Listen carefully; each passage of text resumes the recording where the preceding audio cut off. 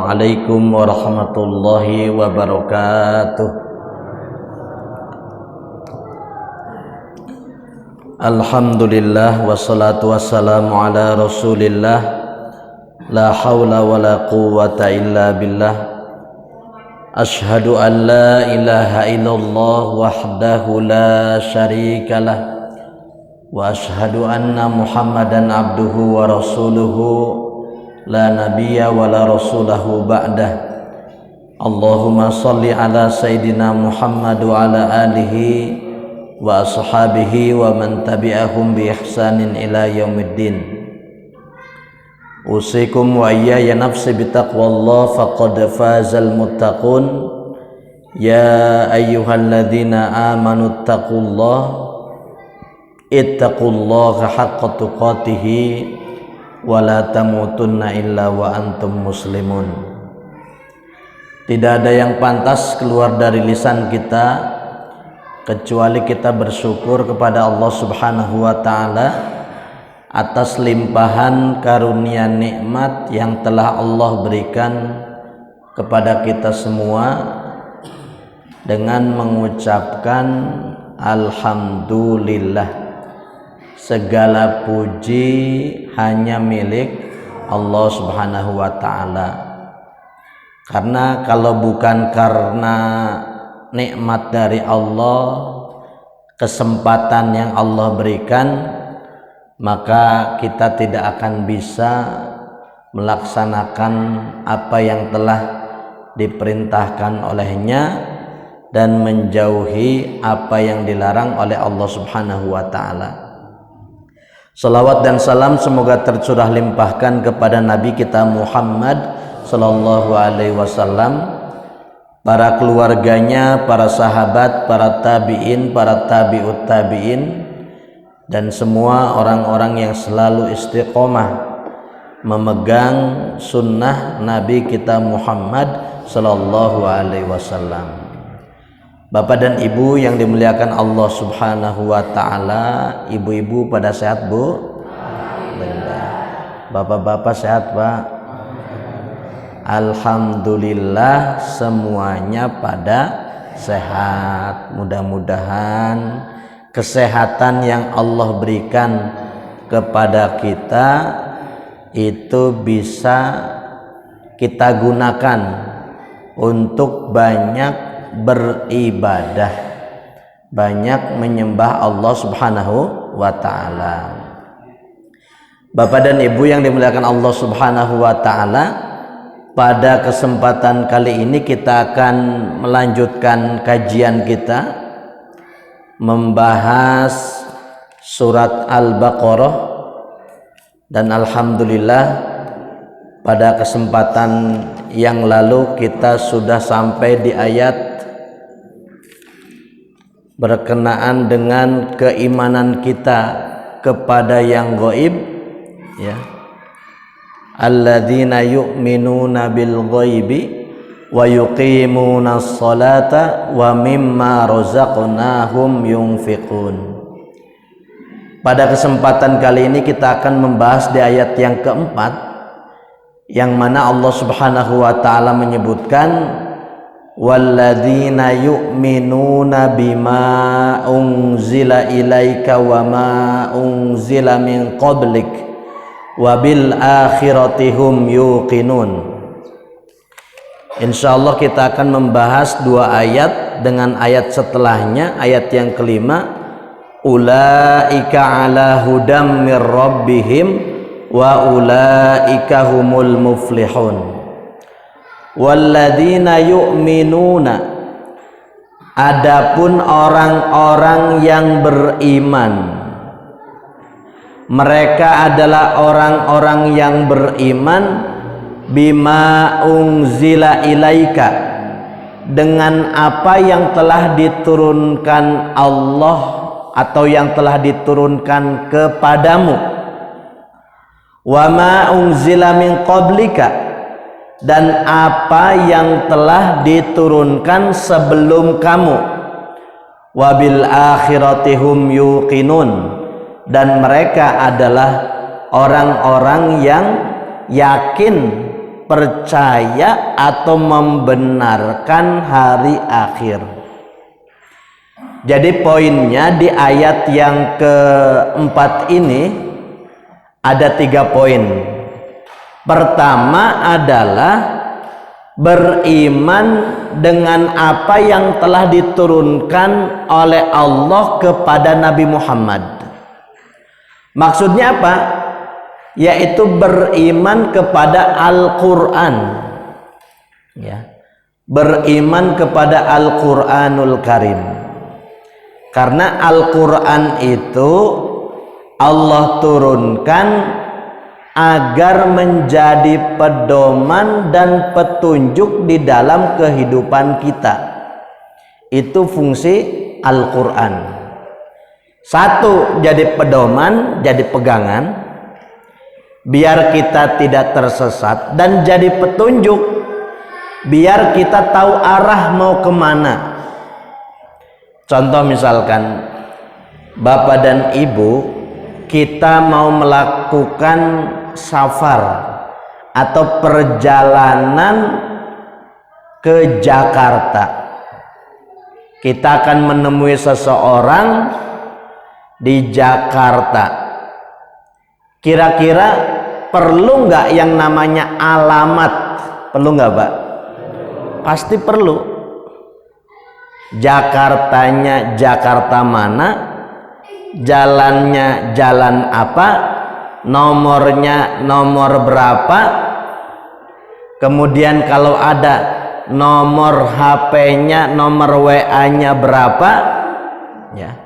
Kemudian kalau bisa kita naik apa dari Purbalingga, naik kereta turun di mana, naik bis turun di mana. Itu namanya petunjuk, ya. Biar kita terarah dan tahu tujuan hidup.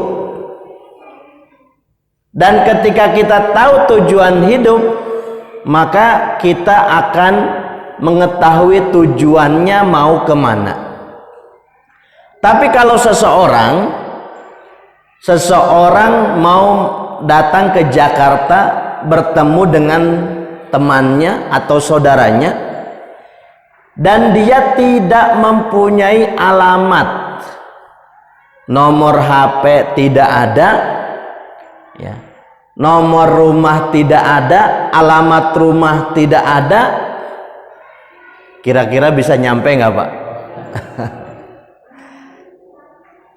Yang terjadi adalah tersesat. Temannya di Jakarta Barat, dia malah turun di Jakarta Timur, ya. Sehingga jauh, karena dia tidak punya apa? Tidak punya alamat, tidak punya pegangan, tidak punya tujuan yang jelas. Orang yang beriman itu di dalam hidup, Allah sudah memberikan ini pegangannya, ini tujuannya, tinggal kita menjalankan dan melaksanakan apa yang menjadi tujuan kita dan apa yang diperintahkan oleh Allah Subhanahu wa ta'ala. Sehingga Bapak dan Ibu yang dimuliakan Allah Subhanahu wa ta'ala, jadi kalau kita pikir-pikir, Allah itu sangat adil. Kenapa Allah itu sangat adil? Allah menciptakan surga, Allah juga menciptakan neraka. Surga bagi orang yang beriman, bertakwa, taat kepada Allah, banyak beribadah. Adapun neraka sebaliknya. Allah Maha Adil. Allah sudah menjelaskan di dalam Quran, nih kalau mau surga kayak gini, kalau mau neraka kayak gini. Jadi semuanya sudah ada aturan dan sudah ada rambu-rambunya, Pak. Ya. Cuman tadi memang manusia itu Allah berikan hawa nafsu sehingga banyak orang yang aslinya dia tahu tujuannya tapi malah menyimpang. Satu, manusia punya hawa nafsu. Kedua, manusia punya musuh yang nyata, yaitu setan.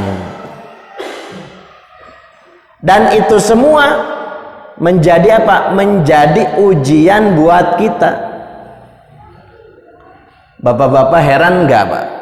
Kalau ada malaikat bisa sujud, heran nggak Pak? Nggak kan? Kenapa? Malaikat tidak diberikan hawa nafsu, dan tugas mereka cuman ibadah, taat kepada Allah, sujud kepada Allah. Tapi sekarang kalau ada manusia sujud kepada Allah, taat kepada Allah, padahal mereka diberikan apa? Hawa nafsu, tetapi mereka bisa menjaga hawa nafsu mereka, kemudian taat kepada Allah. Itulah yang disebutkan oleh Rasulullah sebaik-baik makhluk, yaitu manusia. Nah, oleh karenanya, karena kita sudah diberikan pedoman dan diberikan petunjuk oleh Allah, yaitu apa? Al-Qur'an.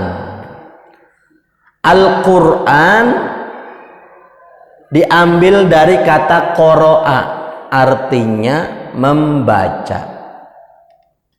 Qur'anan, sesuatu yang dibaca dan terus menerus, ya, sesuatu yang dibaca dan terus menerus.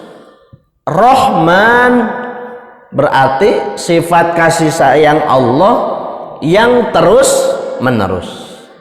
Jadi Quran itu sesuatu yang kita baca dan sifatnya bukan sekali dua kali, bukan hanya di bulan Ramadan saja, tetapi di luar bulan Ramadan pun kita baca Quran. Jadi Allah turunkan Al-Quran kepada Nabi kita Muhammad Sallallahu Alaihi Wasallam. Coba Bapak dan Ibu, seandainya ya, kita berandai-andai yang tidak mungkin, ya, ini andai-andai yang tidak mungkin. Seandainya tidak ada Al-Quran di muka bumi ini, tidak ada Quran, tidak ada ajaran Al-Quran di muka bumi ini, apa yang terjadi Pak? Kira-kira apa yang terjadi? Kerusakan, betul Pak ya? Kerusakan akhlak, kerusakan akidah, kerusakan moral, semua urusan bisa rusak.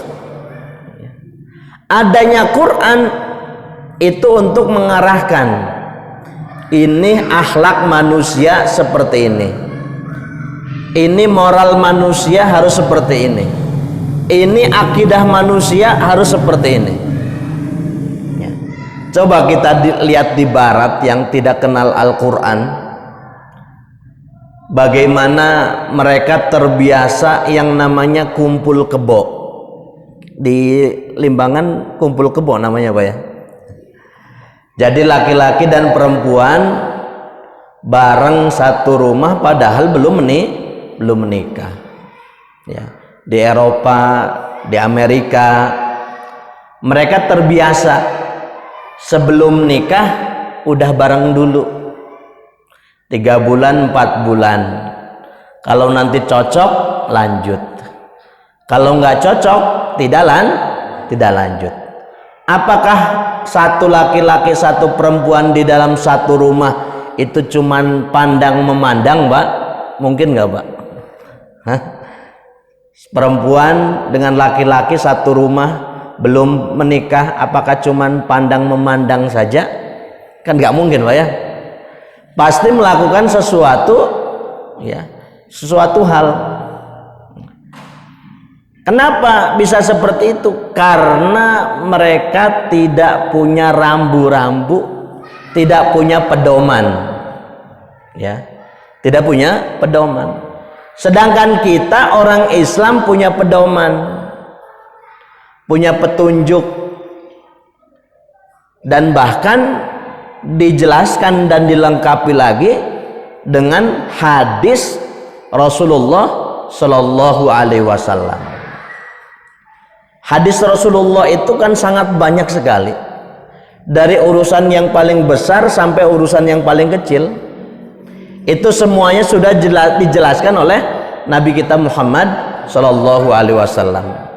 Contoh saja, Rasulullah pernah menyebutkan dalam satu hadisnya, la tahqironna minal ma'rufi syai'an, janganlah engkau meremehkan satu amalan sekecil apapun, karena itu bisa jadi menjadi penyebab masuk surga, ya, menjadi penyebab masuk surga. Kita ngasih minum ke semut saja, Pak, itu bisa menjadi penyebab masuk surga. Bisa jadi kita masuk surga karena itu, padahal amalannya kecil dan mudah. Tapi kata Rasulullah, jangan meremehkan amalan yang kecil, ya. Walau antal qa'ahoka biwajhin talqin, kata Rasulullah, meskipun kamu ketemu dengan saudaramu dengan muka berseri-seri, muka tersenyum. Jadi kita ketemu bersalaman kemudian tersenyum, itu bisa jadi penyebab masuk surga. Kita ketemu tabassumuka li akhika shadaqatun, kata Rasulullah, senyummu untuk saudaramu itu jadi sedekah, ya. Dan menurut penelitian, senyum itu bisa melanggengkan pernikahan. Pernikahannya, rumah tangganya bisa lebih awet. Betul nggak, Bu? Coba kalau ibu bapak di rumah cemberut terus gitu, ibu cemberut, bapak cemberut, kira-kira pada betah nggak di rumah, Pak? Pasti saya yakin tidak ada yang betah kalau bapaknya cemberut, ibunya juga cemberut, tidak pernah senyum. Maka ada satu penelitian di University California. Penelitian tentang apa? Penelitian tentang senyum. Padahal senyum itu kan ajaran Islam, tapi yang menelitinya orang kafir, non muslim. Dia seorang dosen melakukan penelitian.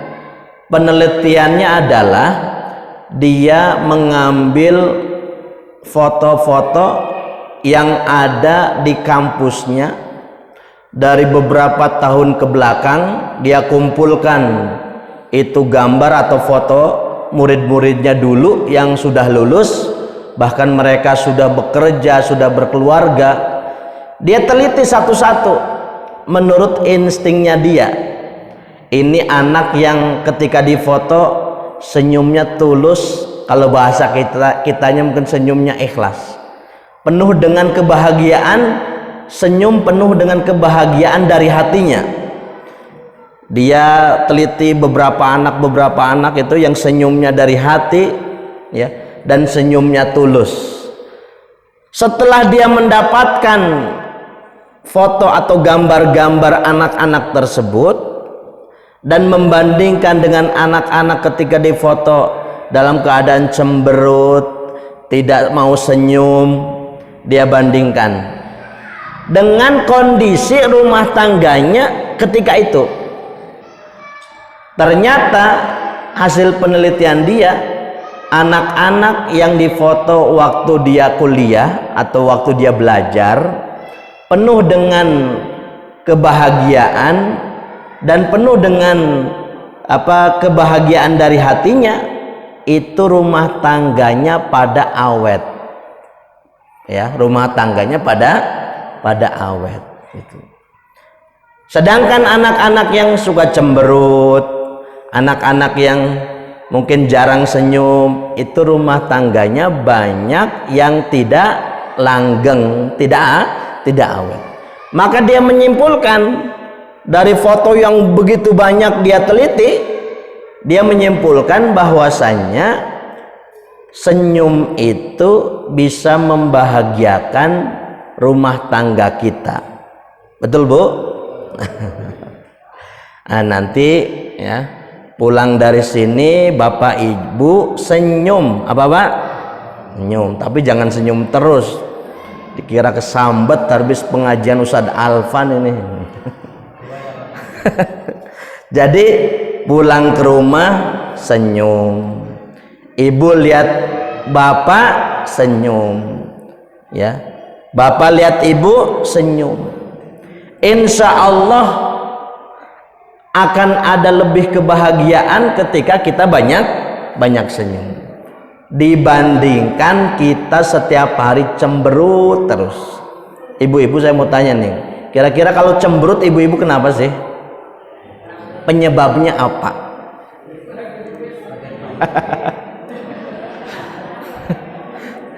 Uang belanjanya kurang, iya Bu. Uang belanjanya kurang, baru cemberut. Kalau uang belanjanya lebih, giliran uang belanjanya lebih, ya, maka ibu akan mengucapkan alhamdulillah. Nggak cukup alhamdulillah, ibu pasti akan memuji bapak. Makasih ya Pak, mudah-mudahan rezekinya lancar, mudah-mudahan panjang doanya. Giliran kurang, ucapkan alhamdulillah saja lupa. Ya, makanya harus apa? Dulu kita pernah mengajarkan qanaah, menerima apa yang diberikan oleh Allah Subhanahu wa ta'ala.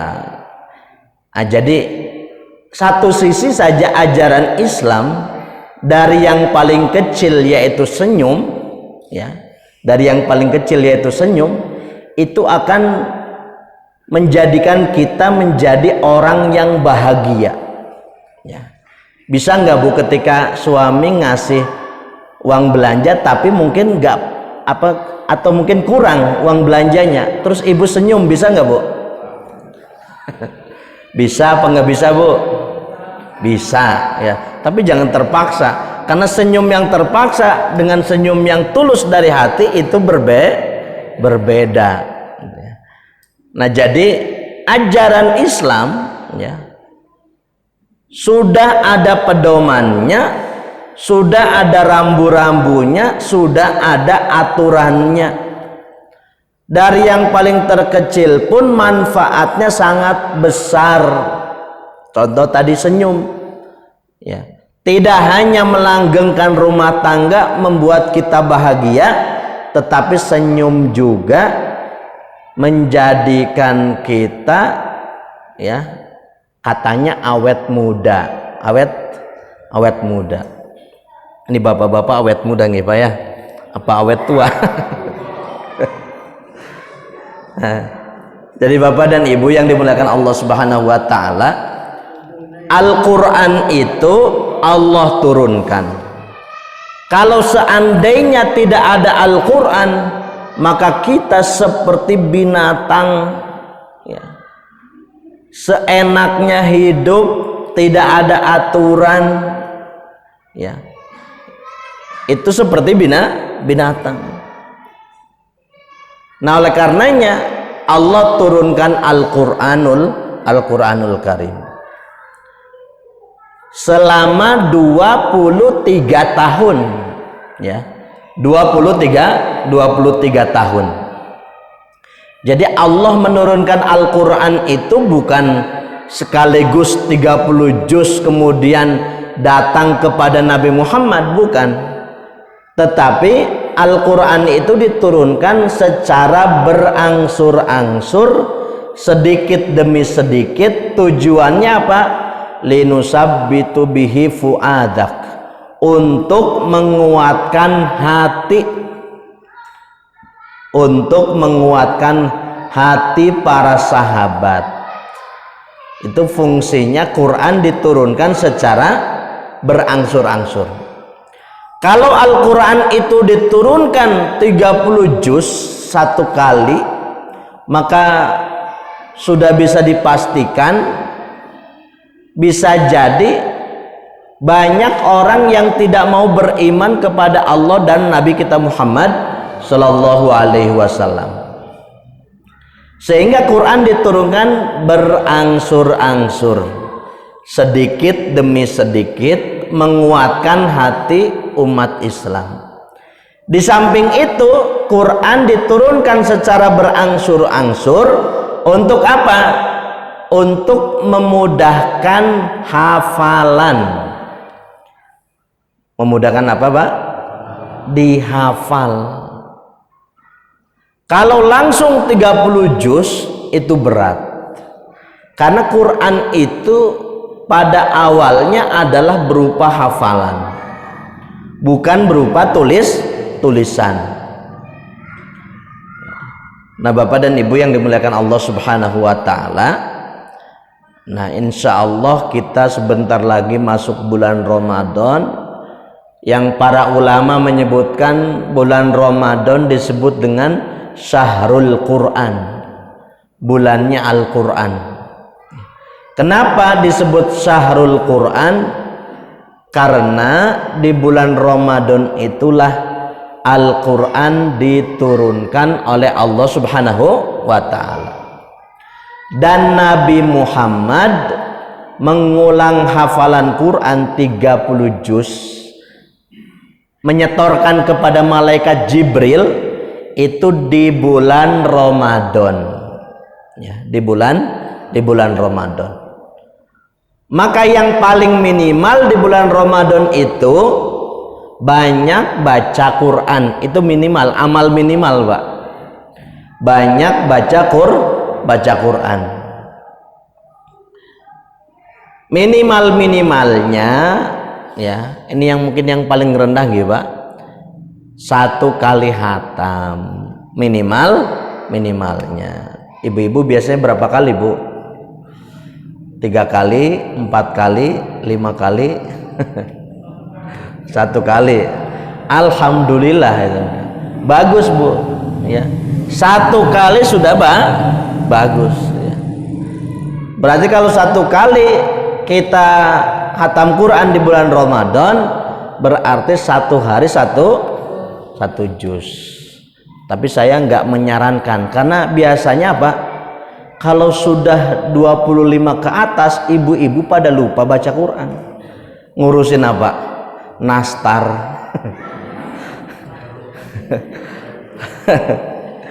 Ngurusin kue, ya, bolu, nastar. Belum belanja bajunya, beli sandal, beli sarung. Kira-kira pada fokus nggak, Bu? 25 ke atas sudah mulai goyah, ya. Yang tadinya mau hatam 1 kali lah, 1 hari 1 juz. Tapi kalau udah 10 ke atas itu udah pikirannya itu sudah mulai berpencar ini. Sehingga yang tadinya biasa 1 hari 1 juz menurun jadi setengah juz, menurun jadi 3 lembar, ya. Mendekati Idul Fitri menurun, malah nggak baca Quran. Maka nggak heran masuk Syawal sudah wassalamualaikum itu, Bu. Quran di mana? Quran nggak tahu. Udah masuk 1 Syawal, 2 Syawal, 3 Syawal, 4 Syawal, ya. Qurannya udah nggak tahu disimpan di mana. Nah, jadi Ibu dan Bapak yang dimuliakan Allah Subhanahu wa taala, jadi karena Ramadan itu adalah Syahrul Quran, maka perlu persiapan. Kalau orang mau main bola, ya pemanasan dulu biar nggak pada kram, gitu ya. Karena banyak orang yang masuk bulan Ramadan pada kram. Bahasa Limbangannya apa, Pak? Seleo, kram, ya. Orang mau main bola, ya, belum pemanasan, belum apa, belum gerak, belum lari, dia udah langsung turun ke lapangan, lari cepat, tendang bola sekeras mungkin. Apa yang terjadi? Kram. Ya. Orang masuk bulan Ramadan juga gitu Pak, banyak yang kram. Ya. Terus di 15 ke atas itu biasanya mulai pada kram Pak ya. Ya. Gimana bentuk kramnya? Ya sudah pada males. Baca Qur'annya pada males. Sholat taraweh kira-kira ada kemajuan kemunduran? Kemajuan, softnya tambah maju. Coba deh. Ya, misalkan di sini bapak-bapak 3 soft ya di hari pertama. Coba bapak cek di hari ke-20 ada kemajuan kemunduran? Kemajuan. Tambah jadi 2. Tambah jadi 1. Saya mau tanya, di hari ya Ramadan terakhir berapa orang yang sholat isya? Pas takbiran tuh, malam takbiran, berapa orang yang sholat isya di masjid? Berapa Pak? Banyak apa sedikit? Ibu-ibu udah pada sibuk nyiapin opor buat besok. Bapak-bapak ngapain Pak? Itu saking nggak tahu, saking senengnya takbiran atau gimana ya. Nah Bapak dan Ibu yang dimuliakan Allah Subhanahu Wa Taala, jadi kita jangan sampai jadi orang yang kram di bulan Ramadan. Ya, makanya apa? Ya persiapan. Kalau ulama dulu itu persiapannya 6 bulan. Berapa Pak? 6 bulan para ulama dulu sudah pada siap-siap mau menyambut Ramadan. Ya. Nah kita ini sudah pada persiapan belum Pak nih? Ya. Pada persiapannya nanti beli baju apa, ya? Beli sarung cap apa gitu Pak ya. Jadi pada persiapan ya, termasuk saya pribadi persiapan. Apa yang dipersiapkan? Puasa. Ya, minimalnya Senin Kamis lah coba. Ya. Kemudian apalagi? Mulai baca Quran. Ya. Barangkali ada yang lama sudah tidak baca Quran, mulai dikit-dikit baca Quran. Mulai apalagi? Mulai bangun malam ikut sholat. Bangun malam biar nanti terawihnya full selama bulan Ramadan. Kira-kira siap Pak? Full? Siap ya. Kalau ibu-ibu mungkin ada halangan ya, tapi kalau bapak-bapak full insya Allah. Toh di kita kan ya standar imam yang nggak lama-lama. Berapa Pak di sana? Selesai jam berapa biasanya? 25 menit. 25 menit Pak. 25 menit ya. 25 menit insya Allah kaki kita kuat ya. Mau mencoba yang lama cari ya, mungkin banyak beberapa masjid yang 1 jam 2 jam gitu. Tapi kalau siap, kalau nggak siap ya 20 menit 25 menit konsisten selama bulan Ramadan itu sudah bagus. Itu sudah bagus ya, sudah sangat-sangat bagus sekali. Nah Bapak dan Ibu yang dimuliakan Allah Subhanahu Wa Taala, jadi kita persiapkan dengan sebaik mungkin biar nanti masuk bulan Ramadan kita sudah siap ya, kita sudah siap bisa menjalankan bulan Ramadan dengan sebaik mungkin. Jadi Bapak dan Ibu yang dimuliakan Allah Subhanahu Wa Taala, bima unzila ilaika wa ma unzila min qablik, dan apa yang telah diturunkan sebelum kamu, yaitu sebelum Al-Quran. Jadi sebelum Quran itu ada kitab suci, Taurat, Zabur, dan Injil. Itu semuanya adalah dari Allah Subhanahu wa ta'ala, dan semuanya mentauhidkan Allah. Bukan Taurat yang sekarang, bukan Injil yang sekarang, karena semuanya sudah terhapus dengan apa? Dengan adanya Al-Qur'an. Jadi para nabi dahulu itu semuanya mentauhidkan Allah. Ajaran-ajaran para nabi, Nabi Ibrahim, Nabi Musa, Nabi Isa, itu semuanya termaktub ada di dalam Quran. Jadi kita punya kewajiban untuk beriman kepada kitab sebelum Al-Quran. Ya, ada kitab yang turun sebelum Quran.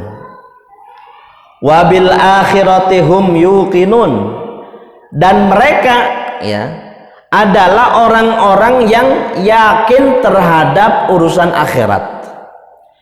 Kenapa disebut akhirat? Karena datangnya terakhir setelah dunia, makanya disebut dengan akhirat. Akhir. Kenapa disebut dunia? Dunia itu dari kata dana, artinya rendah. Karena akhirat dengan dunia derajatnya lebih tinggi akhirat, lebih rendah dunia, maka disebut dengan dunia. Dan ini semua, kita hidup di dunia ini menjadi apa?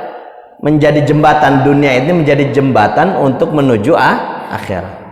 Jadi orang yang beriman adalah orang yang yakin terhadap urusan akhiratnya.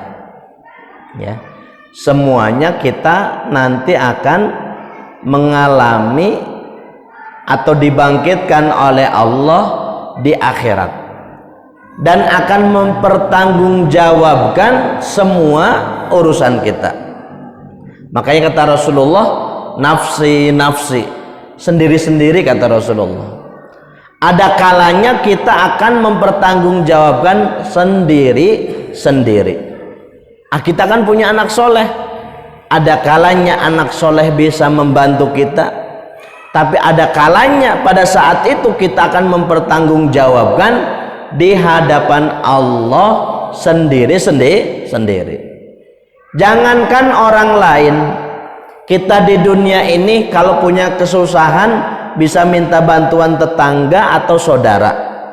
Tapi di akhirat itu, sedekat apapun kita di dunia, ya urusan masing-masing. Ibu ngurus sendiri, bapak ngurus sendiri, anak ngurus sendiri, cucu ngurus sendiri. Mempertanggungjawabkan urusannya masing-masing. Nah, jadi Bapak dan Ibu yang dimuliakan Allah Subhanahu wa taala, kemudian di ayat selanjutnya, ulaika ala hudam mir rabbihim wa ulaika humul muflihun. Orang yang beriman kepada hari akhir, beriman kepada Quran, beriman kepada kitab-kitab sebelum adanya Al-Quran, maka Allah menyebutkan ulaika ala huda. Ulaika itu mereka. Ini kalau dalam ilmu nahwu namanya isim isyarah, isim tunjuk, isim untuk menunjuk. Isim untuk menunjuk ini biasanya menunjukkan sesuatu yang sangat-sangat penting, Pak.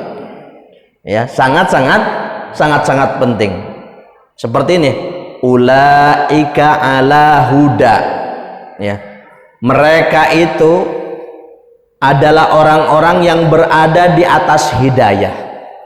Dan seterusnya kan, wa ulaika humul muflihun. Dan mereka itu adalah orang-orang yang diberikan oleh Allah Subhanahu wa taala keberuntungan. Jadi kalau ada kita baca Quran, biasanya sering menemukan ulaika, betul Pak ya? Satu, menunjukkan sesuatu yang penting dan itu kebaikan seperti tadi. Kedua, menunjukkan sesuatu yang penting dan itu keburukan. Contohnya, ulaika ashabun nar, mereka semua adalah penghuni neraka. Gitu. Satu sisi menunjukkan sesuatu yang penting dan itu sifatnya baik, merupakan nikmat. Satu sisi ulaika digunakan untuk menunjukkan siksa Allah, nerakanya Allah, atau orang-orang yang masuk ke dalam neraka. Jadi ulaika ala itu kalau dalam ilmu nahwu namanya harfu jarin, huruf jar ya. Huruf jar itu biasanya mengkasrohkan setelahnya kecuali hal-hal yang tertentu. Ala artinya di atas tapi melekat. Kalau fauqa itu di atas tapi nggak nempel, itu namanya fauqa. Kalau ini namanya ala. Dengan ayat ini menunjukkan apa? Mereka itu berada di atas hidayah. Jadi hidayah itu petunjuk Allah melekat kepada orang-orang yang bertakwa tadi atau orang-orang yang beriman tadi. Jadi hidayah Allah ya. Jadi menggunakan kata ala atau huruf ala ini itu maknanya bahwasannya hidayah Allah melekat kepada mereka atau petunjuk Allah itu melekat. Ini kan menunjukkan sesuatu yang sangat besar, namanya petunjuk atau hidayah. Dulu kita pernah membahas tentang hidayah. Ibu dan bapak, kalau bukan karena hidayah Allah, ibu dan bapak dan kita semua tidak mungkin mau duduk di sini Pak. Ngapain coba? Mending di rumah. Apalagi habis pulang kerja pada capek Pak ya. Habis pada ngarit deres apalagi Pak. Yang ngajar, yang guru ya. Atau mungkin yang kerja PT dan yang lainnya ya. Kalau bukan karena hidayah Allah, tidak mungkin kita bisa duduk di sini. Tapi karena hidayah Allah, Allah gerakan hati kita sehingga kita mau ke masjid. Dan mudah-mudahan ini istiqomah Pak. Istiqomah ya. Saya dapat menyaksikan dalam artian ada seseorang di jamaah masjid di sana di tempat saya. Jadi seorang ibu-ibu sudah sepuh ya, mungkin waktu itu umurnya ya mungkin 70 tahunan lah ya. Jadi dia itu sangat-sangat rajin sekali ke masjid ya. Jadi sangat-sangat rajin sekali ke masjid. Pada suatu hari di subuh, waktu subuh, jadi dia itu mendengar suara azan, kemudian bangun, ambil air wudhu, berangkat ke masjid ya, sekitar ya 300 meter lah mungkin jarak ke rumahnya itu. Dia jalan biasa, jalan pagi-pagi ya. Ketika jalan ya, kemudian tiba-tiba dia jatuh ya, jatuh, kemudian dicek semuanya meninggal, sudah meninggal. Kira-kira pengen nggak Bu kayak gini Bu? Kapan? Pengen Pak kayak gini Pak? Kapan gini? Nanti apa cepat-cepat apa nanti? Nantilah ya. Terserah Allah ya. Jadi ini ibu pagi-pagi satu sholat subuh, sholat yang paling sulit lagi Pak, sholat sholat subuh dia sudah bangun, kemudian jalan sendirian jatuh dan meninggal sedang menuju masjid. Ya. Hal seperti ini didapatkan bukan karena dia baru ke masjid 1 hari 2 hari, Pak. Dia sudah berpuluh-puluh tahun ke masjid. Ya. Maka Allah kasih hadiah buat itu ibu, nih kamu meninggal sedang menuju masjid dalam keadaan suci, ya, berjalan menuju masjid. 1 langkah pertama, langkah yang 1 mengangkat derajat, langkah yang 1 mengampuni dosa, ya, mengampuni dosa. Mudah-mudahan gitu ya, mudah-mudahan kita semua meninggal dalam keadaan husnul khotimah. Ya. Syaratnya apa? Banyak amal soleh. Ya, banyak amal soleh. Ibu kalau jadi ahli zikir, itu saya yakin akan meninggal ketika zikir, Bu. Karena ini ibu ahli berjamaah, maka dia meninggal, Allah kasih hadiah meninggal ketika sholat berjamaah. Ibu kalau ahli baca Quran, saya yakin Allah akan kasih meninggal ketika baca Quran. Ibu kalau ahli dangdutan, ya, tiap hari nyanyi dangdut itu ya. Ada Bu yang di sini? Jadi kalau kita ahli dalam kejelekan, ya, ada orang meninggal di hotel sedang berduaan, ya, atau sedang berzina, saya yakin itu bukan sekali 2 kali, dia pasti berkali-kali. Maka Allah kasih dia meninggal waktu bermaksiat kepada Allah. Nah, jadi kalau ingin husnul khotimah, perbanyak amal soleh.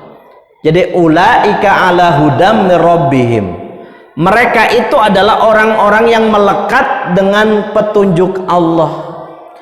Petunjuk Allah kalau sudah melekat di dalam diri kita, sesuatu yang mustahil itu bisa terjadi, Pak. Ya, sesuatu yang mustahil bisa terjadi. Ya. Contoh misalkan, saya baca di beberapa media sosial itu, ketika rakyat Palestina berjuang melawan Israel, ada seorang anak muda, dia lari ke dekat tank Israel, kemudian dia lemparkan itu yang namanya batu, tapi tiba-tiba batu itu bisa meledak dan tanknya bisa hancur. Ya. Sesuatu yang tidak mustahil, apa sesuatu yang mustahil tetapi bisa terjadi. Kenapa saya yakin ini? Ulaika ala hudam mir rabbihim, karena hidayah atau petunjuk Allah itu sangat melekat di dalam dirinya. Ya. Jadi sesuatu yang tidak masuk akal itu bisa terjadi. Nah, kalau kita ingin mendapatkan hal-hal yang seperti ini, kemudahan hidup, solusi dalam kehidupan, maka ya tadi, bagaimana hidayah atau petunjuk Allah itu nempel ke kita, Bu. Di antaranya dekat dengan Quran, ya. Harus dekat dengan Al-Qur'anul Karim.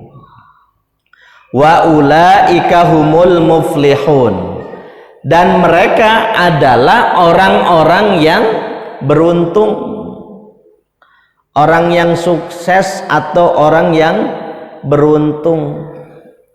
Muflihun itu adalah orang-orang yang beruntung, sehingga Allah berikan keberuntungan kepada orang-orang yang mendapatkan hidayah.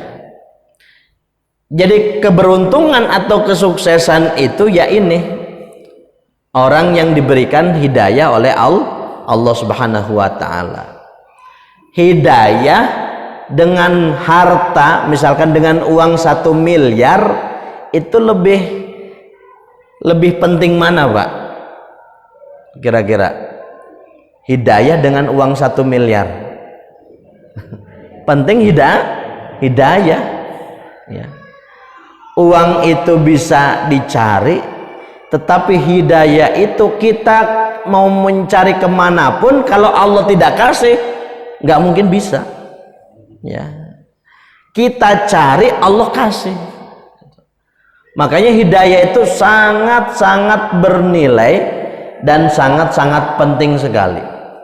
Ya, termasuk tadi Bapak Ibu bisa hadir ke majelis taklim atau majelis ilmu atau ke masjid, itu tidak bisa dihargai dengan uang sebesar apapun, Pak. Ya. Kira-kira ibu misalkan mau ke masjid, jalan dari rumah mau ke masjid, di tengah jalan ada orang nyegat, Bu nggak usah ke masjid, saya kasih uang 10 juta, ibu di rumah aja, mau nggak Bu? Milih mana?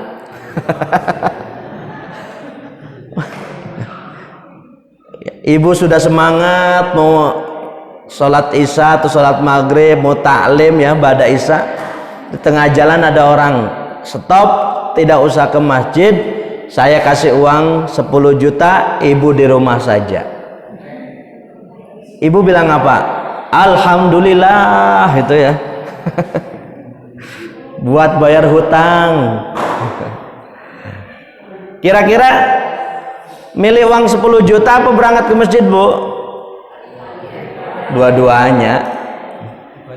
Uangnya uangnya diambil, berangkat ke masjid. Itu pinter namanya, Bu. Uang dapat, pahala dapat. Jadi hidayah Allah yang Allah berikan kepada kita bisa ke masjid, itu adalah tidak ternilai, apalagi cuman uang 10 juta, Bu.